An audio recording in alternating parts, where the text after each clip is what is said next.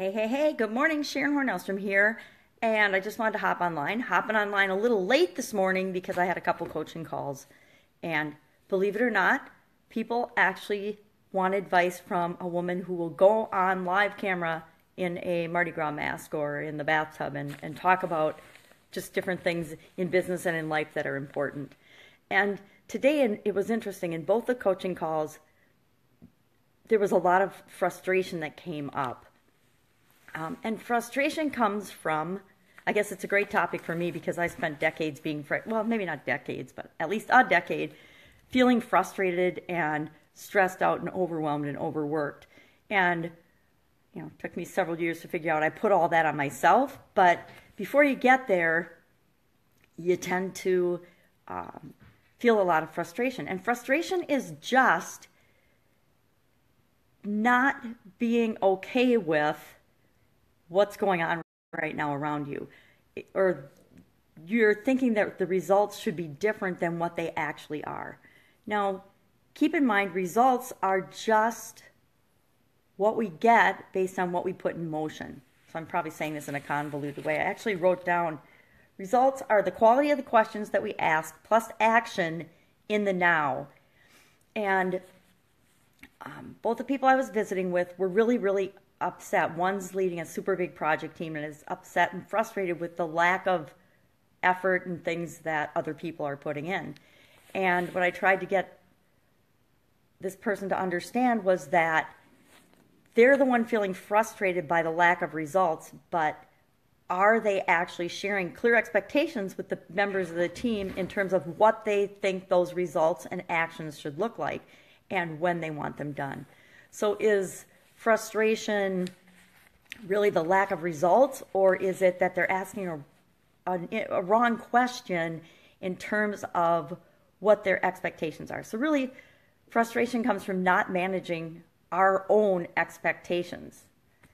It's expecting things to be different than they actually are, and instead of asking a better question or asking how to get things to where you want them to be and get the results you want, you're just going over and over and over again in your head, this isn't right, why is it this way, why doesn't anybody ever help me, why isn't this working?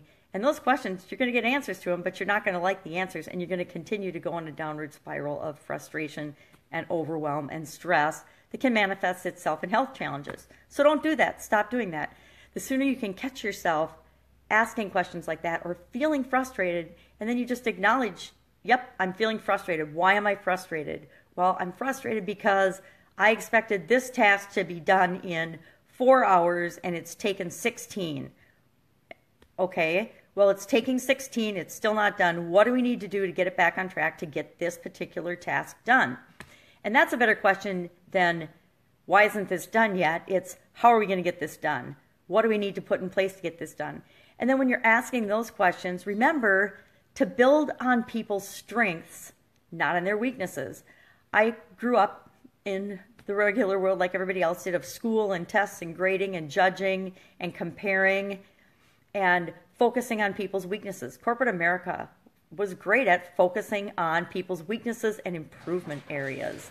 Can't tell you, I did thousands and thousands of annual reviews and feedback sessions with managers and people, and they were all designed to focus on what was wrong or what those people weren't doing right versus what they were doing right, and then building on their strengths and really capitalizing and making sure that those were part of the results that we were trying to achieve. So my coaching today was, make sure that you're not expecting people to do things and perform excellently in areas that are not their strengths. Get the right people in the right places and the results will follow. And that comes from asking the right questions, not being frustrated by lack of progress, but looking at and saying, okay, what are we missing? What piece do we need to add to make sure we're getting the progress and the results that we want? So that's just my message for today. So if you catch yourself feeling frustrated today, and let's be honest, I feel frustrated still a lot. Mostly it's with myself and technology and trying to figure out how to do something new to me. That frustrates me that I just don't know it already. I should have been born a technological whiz, even though technology the way it is today wasn't even invented when I was born. So, as soon as you catch yourself feeling frustrated, stop and ask a better question. That's my best advice today. That was my advice for my coaching students, and I hope they'll take it, and that, you know, next week when we chat, they're feeling less frustrated and they're getting the results that they want because they're asking a better question. So go out, make it an awesome day, and I will see you tomorrow. Bye.